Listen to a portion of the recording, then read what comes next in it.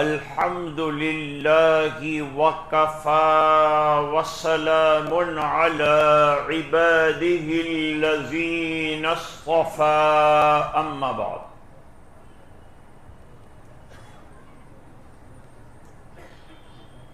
اعوذ باللہ من الشیطان الرجیم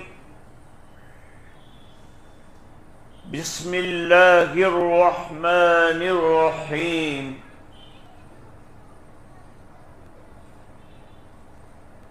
والذین هم لفروجهم حافظون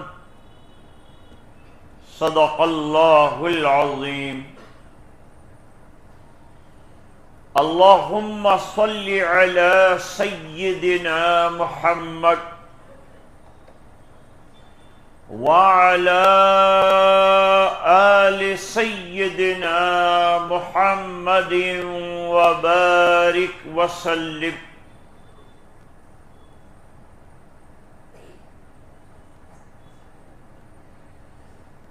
کوئی لمبی تقریر کروں گا ایسا ڈر دل سے نکالنے،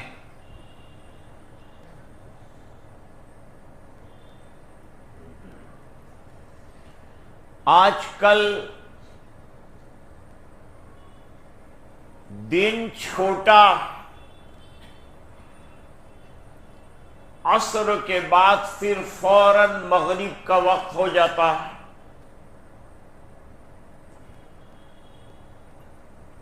پھر نکاح کے وقت زیادہ تر لوگوں کا خیال یہ ہوتا ہے کہ جلدی نبڑ جائے تو اچھا ہے۔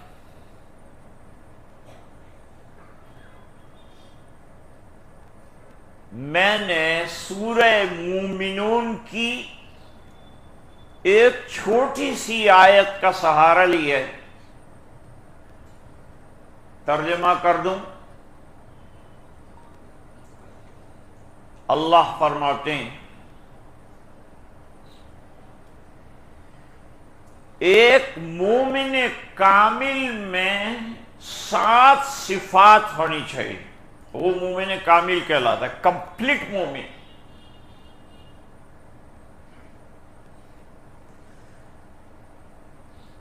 یہ 7 صفات میں ایک صفت یہ ہے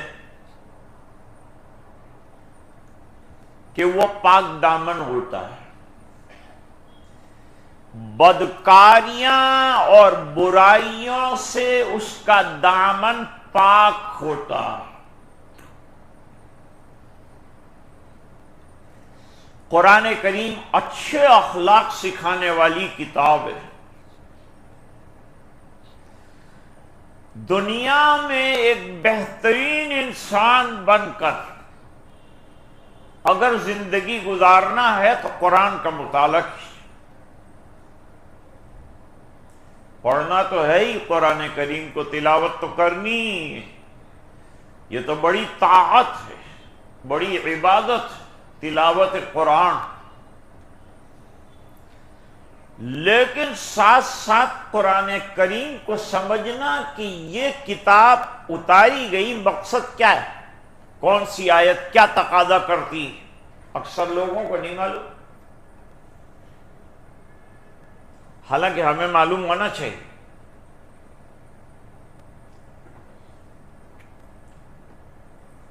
ایک صفت یہ ہونی چاہیے مومنین میں کہ بدکاری سے پاک ہو، ایک صفت یہ ہونی چاہیے کہ سبب گناہ نگاہیں،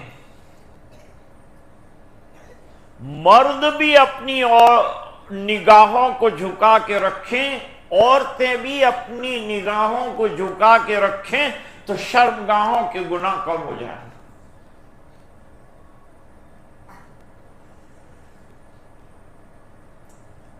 آج دنیا میں جو بڑے گناہ ہیں وہ آنکھوں کے اور شرمگاہوں کے گناہ،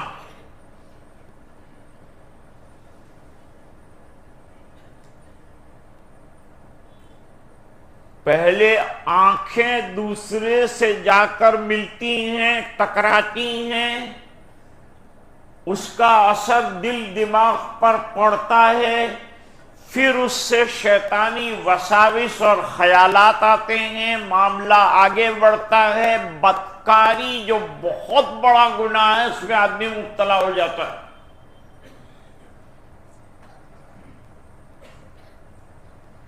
اسلام میں اگر اسلامی حکومت ہو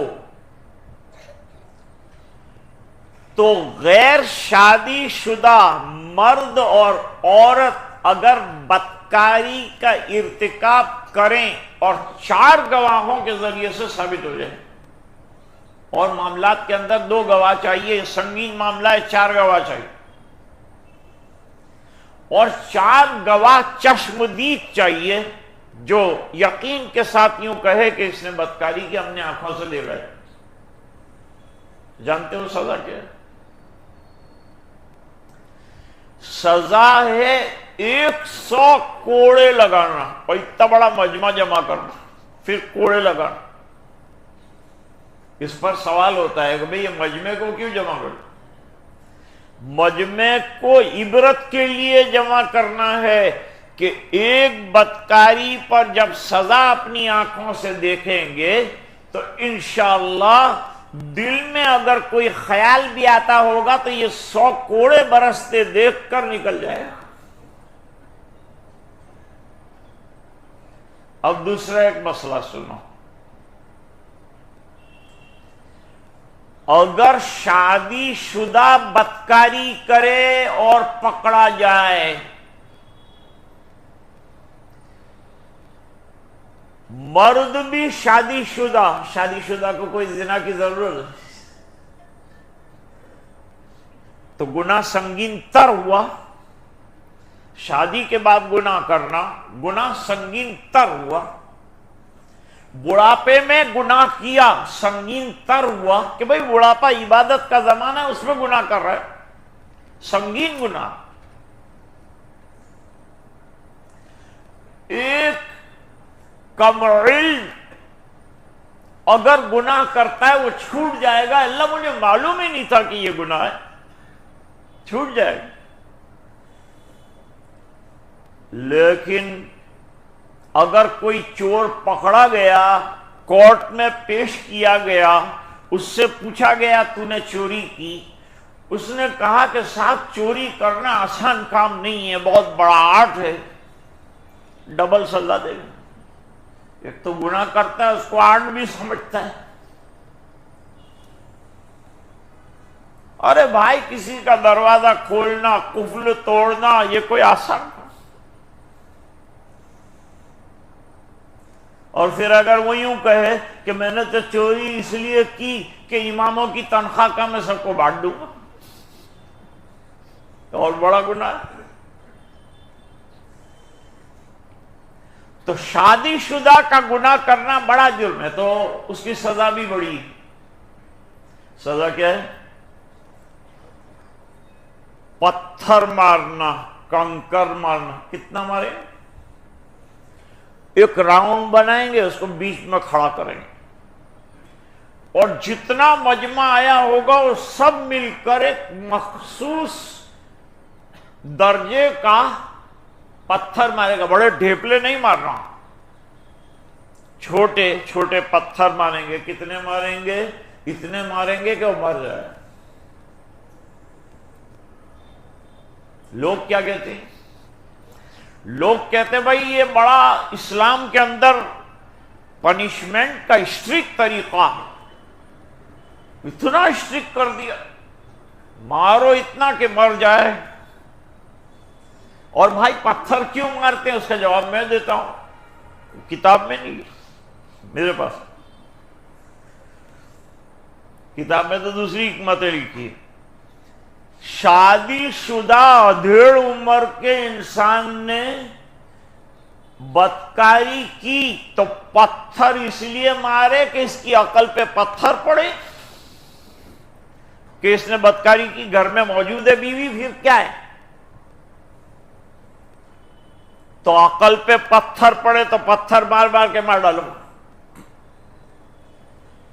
تو امریکہ کے پریزیڈنٹ نے کہا کہ تمہارے یہاں پنشمنٹ بہت سخت ہے.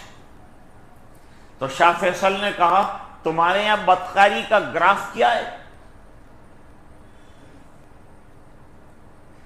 کہا ہمارے یہاں تو لیو ان ریلیشن شپ کا مسئلہ ہے،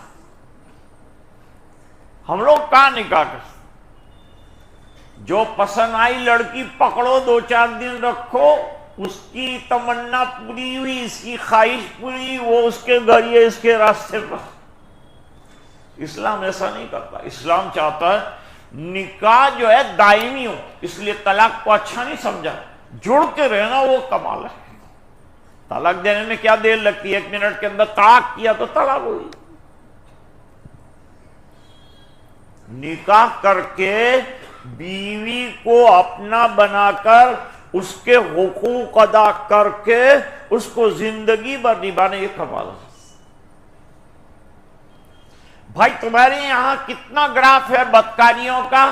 فرمایا ہر آدھے گھنٹے میں ایک عورت کی عزت خراب ہو جاتی، لاکھوں کی تعداد ہے. اس لیے کہ ہمارے یہاں ایسا کوئی پنشمنٹ نہیں ہے. فرمایا میرے یہاں سعودی عرب میں پوچھو کہ کیا میرے یہاں سزا ہے؟ کا سزا ہے کنکر پتھر مار کر مار دینا. تو میرے یہاں گناہوں کا گراف 0 ہے، کسی کی ہمت ہی نہیں ہوتی. سزائیں سخت ہے. سعودی عرب میں مکے میں کروڑوں لاکھوں کے مجمع کے بیچ میں راڈو پڑی ہے، لوگ ایسا دور سے گزرتے جیسے سانپ پڑا. ارے بھائی اتنی اچھی راڈو گھڑی ادھر، میں نہیں، جو لے کے جائے گا پہلے اسی کو بلیم کرتا ہے پولیس، تو کہاں سے لائے، وہ اٹھاتا ہی نہیں. اسلام میں معلوم ہے گمشدہ چیز اگر مل جائے تو اس کا ویلیو دیکھا جائے گا، اور اس کے ویلیو کے اعتبار سے اس کا نشر و اشاعت کرنی پڑے گی، اپنے پاس رکھنا پڑے گا، چورے چوٹے ہر جگہ اعلان کرنا پڑے گا. تمہاری پاس گاڑی آوے تھاکی جائے وہ پاڑی پاڑی نہیں کہا بھائی سوسائٹی نے اندر وینگڑا نے بٹاٹا بھی ہوا ہے وہ پاڑی پاڑی نے تھاکی جائے کوئی لیتو نہیں. تو میں عرض کر رہا تھا پاک دامنی بہت بڑی نعمت ہے. ہر نبی پاک دامن ہوتا ہے، صحابہ پاک دامن. بھائی ایک بات بتا، آپ کا سفید کرتا اس پر 2-3 چھینٹے اگر کالک کے لگ جائیں تو پسند کرتے؟ ارے چلو عام آدمی تو اب یہ کہ لگ گئے تو لگ گئے، کوئی بات نہیں ہے، لیکن دلہا کی کرتے کے اندر اور شیروانی کے اندر ایک آدھ بلیک اسپاٹ ہو، شیروانی واپس کرتے ہیں درزی کو، یہ تو نے کیا کر دیا. تو اللہ تعالیٰ کو بھی ایمان والا دامن پاک لے کے جائے تو وہ جنت میں سیٹ ہونے کے لائق بنتا ہے. ایسا ویسا جنت میں نہیں جاتا، یہ سب چیکنگ ہوگی پھر جنت میں جائے گا. نکاح کیوں رکھا ہے؟ آپ سوچتے ہوں گے کیا باتیں کر رہا ہے. نکاح اس لیے رکھا ہے کہ بدکاریاں رک جائے. نوجوانوں کو چاہیے کہ جلدی سے جلدی شادی کر لو. شادی جلدی کیوں نہیں ہوتی؟ مکان کا نظام نہیں ہے، کمائی کا نظام نہیں ہے. ارے سب نظام ہو جائے گا، تم سنتوں پر عمل کرنے کا نظام بناؤ گے، باقی دنیا کا نظام اللہ بنا دے. پاک دامن رہنے کے لیے آسان راستہ کیا ہے؟ نکاح بولو نا، نکاح نوجوان بولو اور جلدی شادی کر لو، تاکہ آنکھوں کے گناہ، شرمگاہوں کے گناہ، موبائل پر ننگی فلمیں دیکھنے کا گناہ سب ختم ہو جائے، اور پھر نمازیں بنے گی. ورنہ نماز کے اندر نوجوان بیچارہ یہی فکر لے کے کھڑا ہوتا ہے کہ باجی ماری نکاح کیا کرا. جلدی کمانا شروع کرو، اللہ کی ذات پہ بھروسہ رکھو، کم خرچہ کرو، جلدی شادی کرو. آج کی تقریر کا میرا پیغام نوجوانوں کے نام، بدکاریوں سے بچنا ہو، گناہوں سے بچنا ہو، شادی سنت طریقے کے مطابق کم سے کم خرچے کے ساتھ کر لیجئے. اللہ تعالی ہمارے ایمان کی حفاظت فرمائے. جتنا مسلمان دنیا میں عمل کرتا ہے اس کا واحد سبب یہ ہے کہ وہ اپنا ایمان حفاظت کے ساتھ لے کر جنت میں جانا چاہتا ہے. اللہ تعالیٰ آج کے نکاح کو مبارک فرمائے، باعث خیر و برکت بنائے، نیک اولاد کے آنے کا ذریعہ بنائے. ہمارے حافظ آفتاب صاحب آرڈر لائے تھے کہ نکاح پڑھنا ہے، تو حضرت کی صاحبزادی کا نکاح، دلہا صاحب بھی موجود ہے.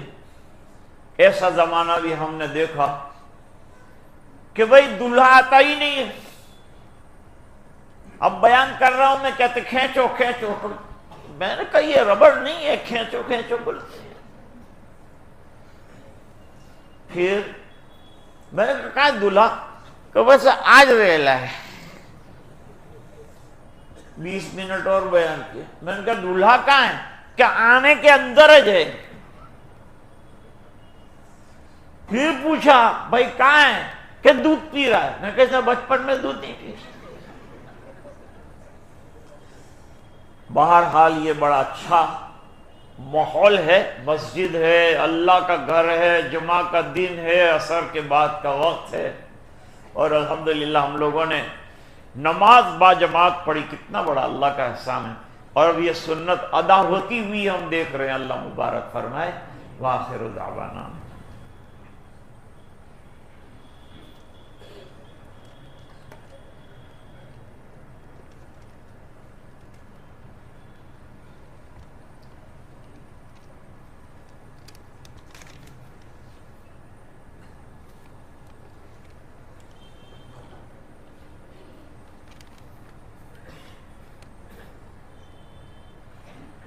حامد علی سید صاحب، آپ نے اجازت لی؟ گواہ ہیں جناب محمد حسن شرف الدین صاحب. آپ نے دیکھا کہ نہیں؟ توصیف خان صاحب پٹھان، آپ بھی گواہ ہیں. دکھا. بسم اللہ الرحمن الرحیم.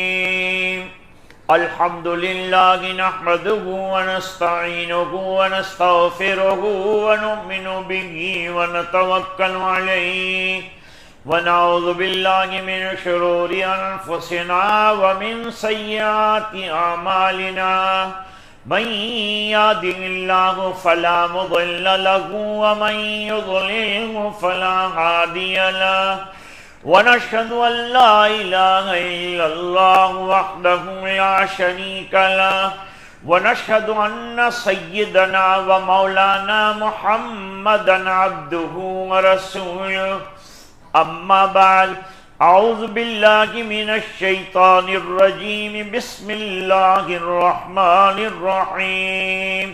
يا أيها الذين آمنوا اتقوا الله حق تقاته ولا تموتن إلا وأنتم مسلمون.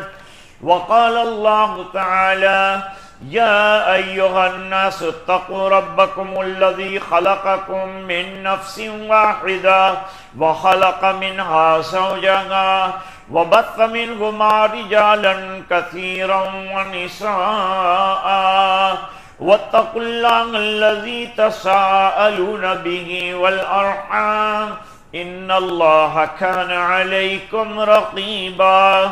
وقال الله تعالى: يا أيها الذين آمنوا اتقوا الله وقولوا قولا سديدا يصلح لكم أعمالكم ويغفر لكم ذنوبكم ومن يطع الله ورسوله فقد فاز فوزا عظيما عن النبي صلى الله عليه وسلم أنه قال النكاح من سنتي وقال فمن رغب عن سنتي فليس مني او كما قال عليه الصلاة والتسلیم۔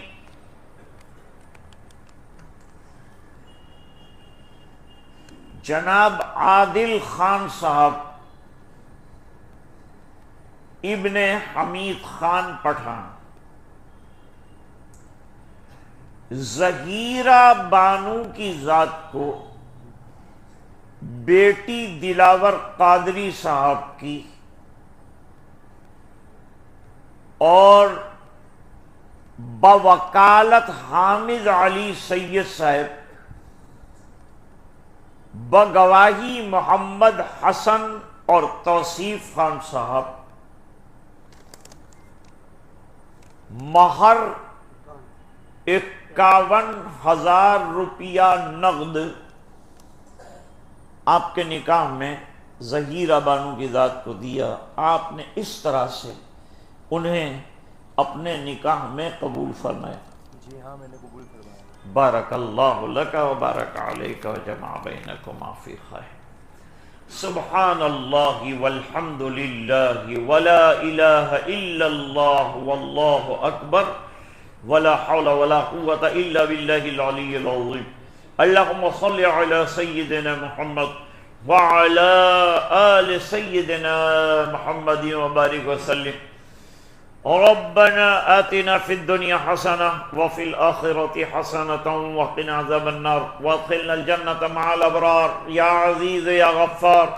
اللهم ألف بينهما كما ألفت بين آدم وحواء عليهما الصلاة والسلام۔ اللهم ألف بينهما كما ألفت بين نبيك محمد صلى الله عليه وسلم وأزواجه المطهرات أمهات المؤمنين۔ اے اللہ ہمارے گناہوں کو معاف فرما، کوتاہیوں سے درگزر فرما، اپنا فضل اور کرم شامل حال فرما، نکاح کو مبارک فرما، باعث خیر و برکت بنا، نیک ذریت کے آنے کا ذریعہ بنا۔ اے اللہ تو ہم سے راضی اور خوش ہو جا، ہمیں اپنا بندہ بنا۔ اے اللہ دونوں خاندانوں میں محبت عطا فرما، خلفشار اور انتشار سے اللہ حفاظت فرما، اپنا فضل اور کرم شامل حال فرما۔ اے اللہ جوڑے میں آپس میں مودت نصیب فرما اور خاندانوں میں محبت عطا فرما۔ نبی کریم صلی اللہ علیہ وسلم کی اتباع زندگی اور زندگی کے ہر شعبے میں نصیب فرما۔ تیرے اور تیرے بندوں کے حقوق کی ادائیگی کی توفیق عطا فرما۔ اے اللہ پورے مجمع کی مغفرت فرما، امت کے ایک ایک فرد کی مغفرت فرما۔ دعائیں اپنے فضل و کرم سے قبول فرما برحمتک یا ارحم الراحمین۔